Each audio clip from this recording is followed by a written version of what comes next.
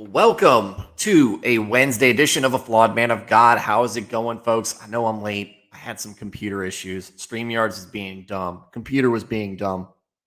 Let's get beside that and finish up the intro. My name is Stuart Davis. I'm a flawed man of God. I'm a deacon at a small church just outside of Richmond, Virginia. I'm not a pastor. I'm not a biblical scholar. I haven't been to seminary. I'm not trying to get you to join my church or donate to any special cause. What I am trying to do is give you some insights, some influence, some answers to questions, a primer, if you would, as what you can expect if you walk into a church. Somebody you might meet, which is me, what I would consider an average Christian. I've been a Christian all my life. I'm a non-denominational Protestant. I don't really subscribe to any denomination or doctrine. I'm just in the Word, trying to make sense of things day in and day out. So if you are interested in pursuing a path following Christ, welcome to the program. If you are searching out, if you're curious, if something is inside of your mind is nagging you, that there's more to life than just this life that we live on Earth, then please tune in, ask questions, see what you can get. Hopefully, this will be a positive influence and a good representation of what to expect.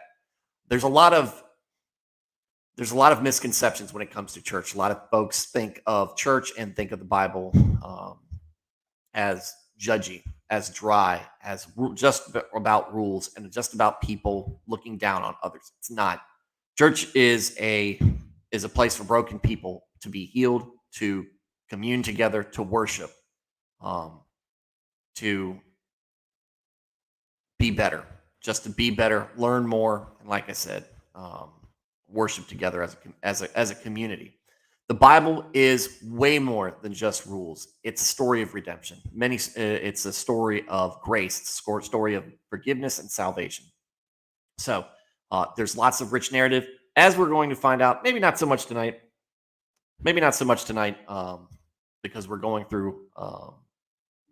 still going through some speeches by Moses in Deuteronomy, but you'll find out, because once the end of Deuteronomy comes and we start in with Joshua, it's quite a ride. We're getting right back into kind of what we were going through with Genesis.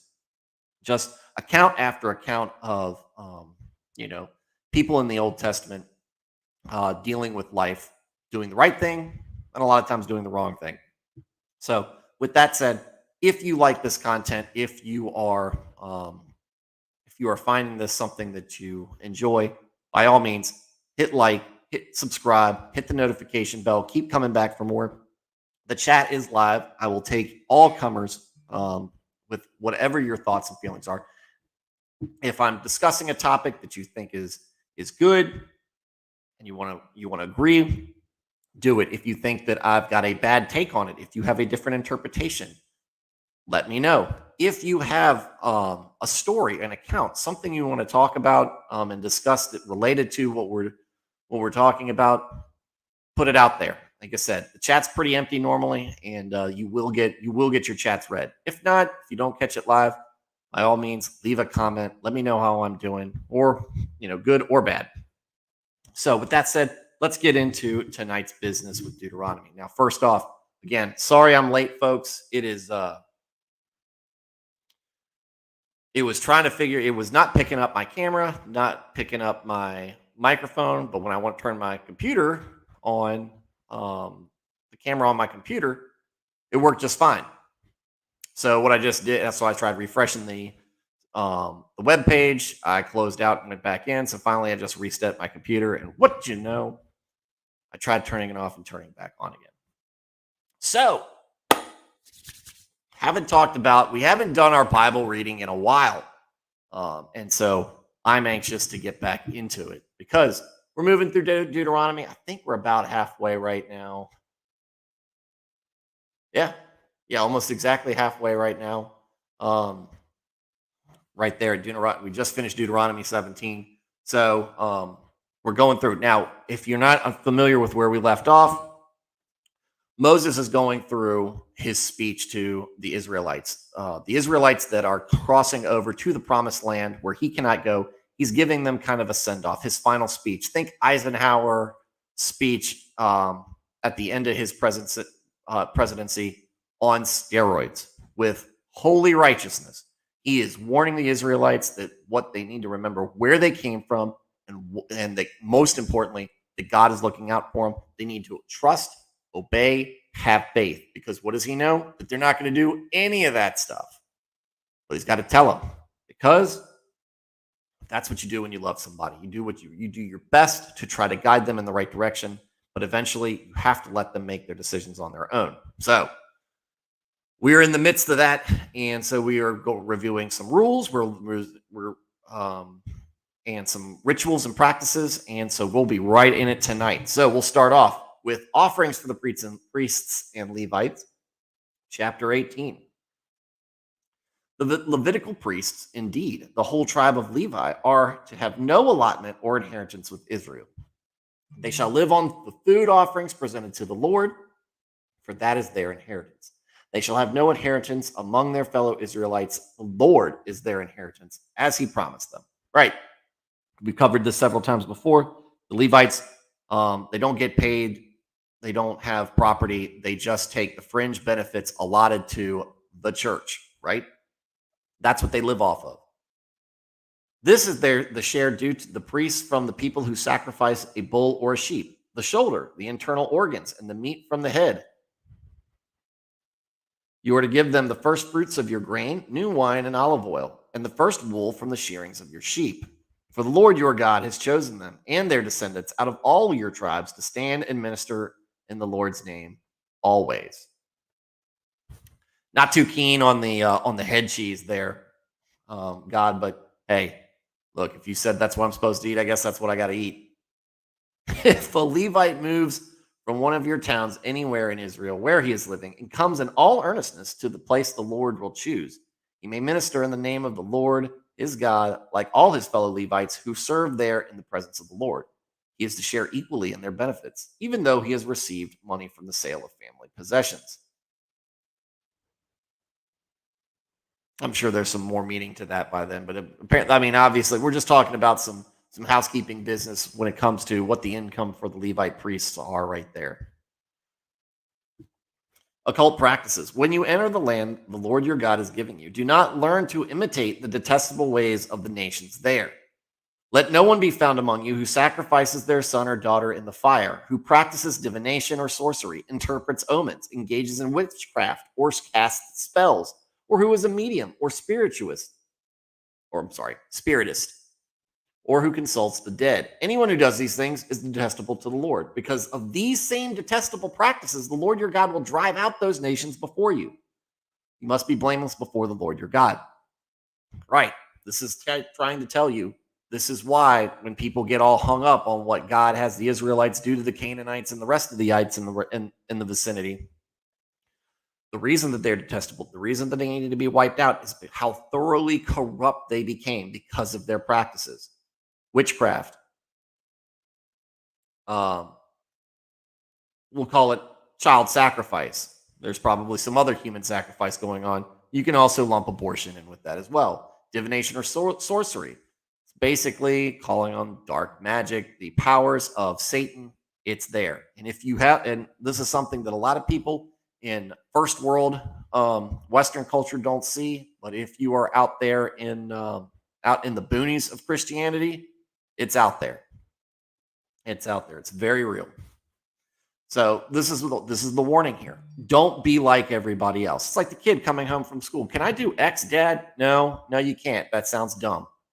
But all the other kids are doing it, and then of course, the next thing out of their mouth, well, if everybody jumped off of a bridge, would you do it? That's the same thing here. You're jumping off the bridge. They all did.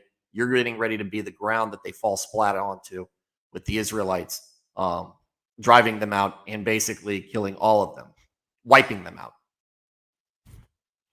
The prophet.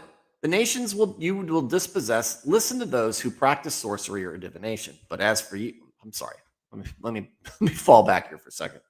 The nations you will dispossess, listen to those who practice sorcery or divination. But as for you, the Lord your God has not permitted you to do so. The Lord your God will raise up for you a prophet like me from among you, from your fellow Israelites. You must listen to him. For this is what you asked of the Lord your God at Horeb on the day of the assembly when you said, let us not hear the voice of the Lord our God, nor see this great fire anymore, or we will die. The Lord said to me, what they say is good. I will raise up for them a prophet like you from among their fellow Israelites, and I will put my words in his mouth. He will tell them everything I command him. I myself will call to account anyone who does not listen to my words that the prophet speaks in my name. But a prophet who presumes to speak in my name anything I have not commanded, or a prophet who speaks in the name of other gods, is to be put to death. There we go. This is part of what he was talking about. And this is part of why the punishment for Moses was so severe, just for simply losing his cool with the striking the rock for water when he was only supposed to whisper to it. You've got to do when you represent God to the degree that Moses was, you got to do things exactly as you're told. He didn't. God didn't put him to get death. God knew what was going on, but there still had to be consequences. He still had to be show that there are punishments to be had. So Moses was denied entry into the promised land. You may say to yourselves, how can we know when a message has not been spoken by the Lord? If what a prophet proclaims in the name of the Lord does not take place or come true, that is a message the Lord has not spoken. That prophet has spoken presumptuously. So do not be alarmed.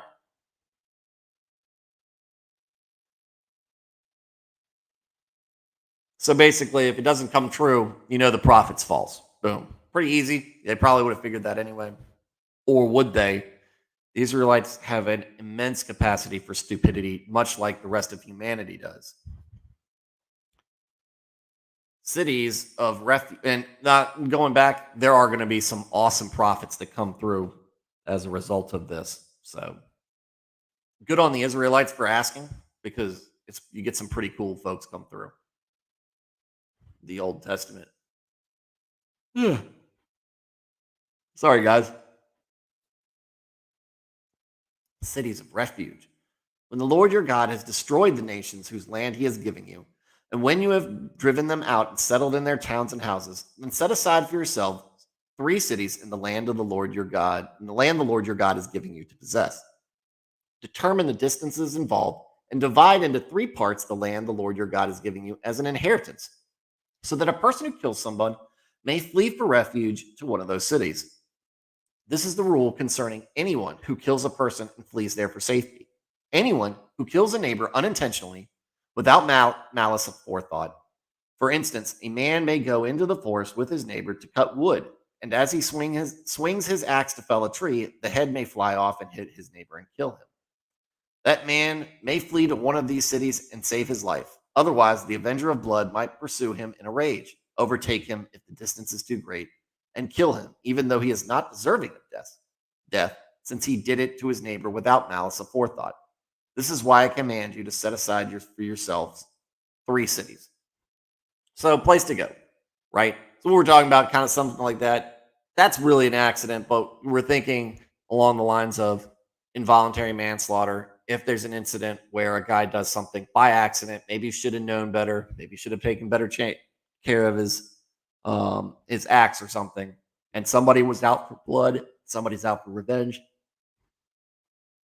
Guy's got a place to live, to go and hide. And it's not just going to be he goes and lives out in the wilderness. This is going to be a community of people who are in hiding. So we're setting aside cities and land. If the Lord your God enlarges your territory as he promised on oath to your ancestors and gives you the whole land he promised them, because you carefully follow all these laws I command you today, to love the Lord your God and to walk always in obedience to him, then you are to set aside 3 more cities. Do this so that innocent blood will not be shed in your land, which the Lord your God is giving you as your inheritance, and that so you will not be guilty of bloodshed. So, right, makes sense, right?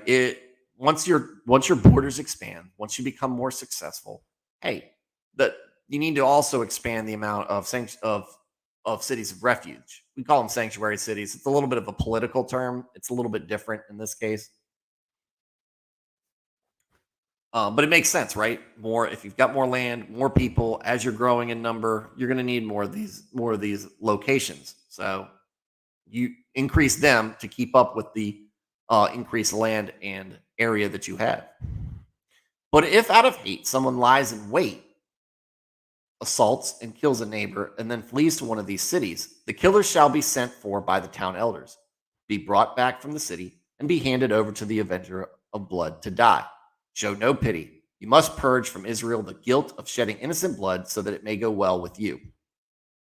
Do not move your neighbor's boundary stone set up by your predecessors in the inheritance you receive in the land the Lord your God is giving you to possess.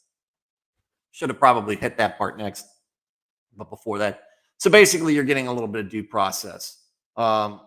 You kill somebody, might be an accident, might not be. You go out, run off to the city of refuge while everything gets hashed out. Finally figure out what happens. If you're innocent, maybe you're able to come back if the community's welcoming you, if there's no, price on your head for that. There's not a mark on you. You can come back, or you'll remain in the city if there is. Otherwise,